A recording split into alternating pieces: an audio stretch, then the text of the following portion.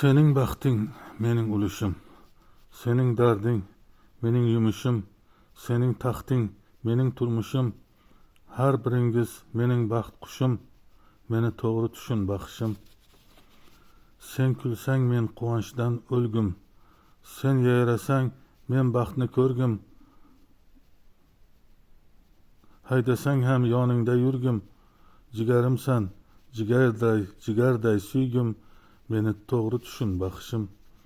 O'zga yurtning o'zagi o'zga, cho'p suqishar begona ko'zga, ishonmagin va'dali so'zga, sodiq yasha qaragin izga, jigarimsan jonim baxshim, yo'llaringga zorman baxshim. Bu she'r jigarim Bahriddinga atab yozuvdim. Bahriddin Moskvada ishlab o'qirdi. Bahriddin Moskvada neftarazvedka bo'yicha o'qidi. Oxiri 3 yil 4 yil o'qishi tugayotgan yili deport bo'lib kelib, hozir mana Buxoroda yashadi, hozir Toshkentda oyjoni uy olib berdi, shu yerda yashayapti. Oddiy mehnat qilib yuribdi, oddiy yigit. Bu neftarazvedkani tugatay deganda deport bo'ldi. Bu o'qish vastanavit qilsa bo'ladi, harakat qil desam xo'p tog'ajon deydi-yu, harakat qilmaydi. Haqiqat hamma joyda har doim ustun chiqadi. Shuni tushungan insonlar bo'lsa maslahat berib yozishsa ham rahmat derdim deb shu narsalari muhokamaga qo'yganday gapiryapman. Chunki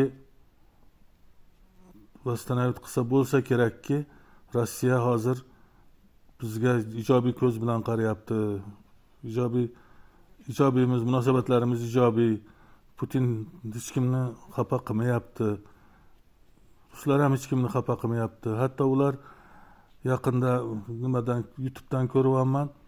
Bu yerda bizni emigrantlarga ограничение qo'yib boshlagandan keyin chet eldan, Afrikadan emigrantlar kelib boshlagan ekan.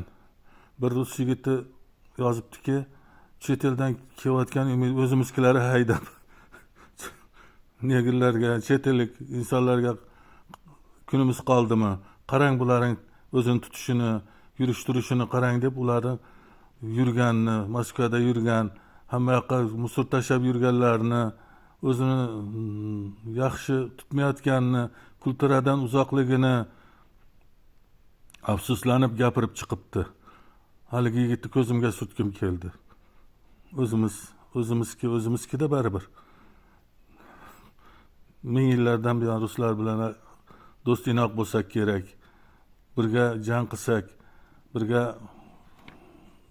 vatan qursak, birga kommunizm qurishga harakat qildik. Urushlarda birga g'olib chiqdik. Nonimiz, tuzimiz, harakatimiz bir edi.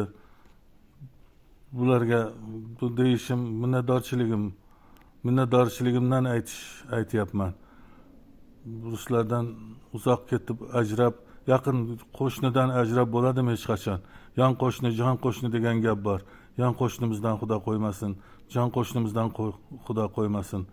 Uzoqdagi, nimadan ham yaqindagi qo'shni yaxshi, do'st yaxshi deb eskilar bekorga aytmagan. Boringizga shukr, borimizga shukr.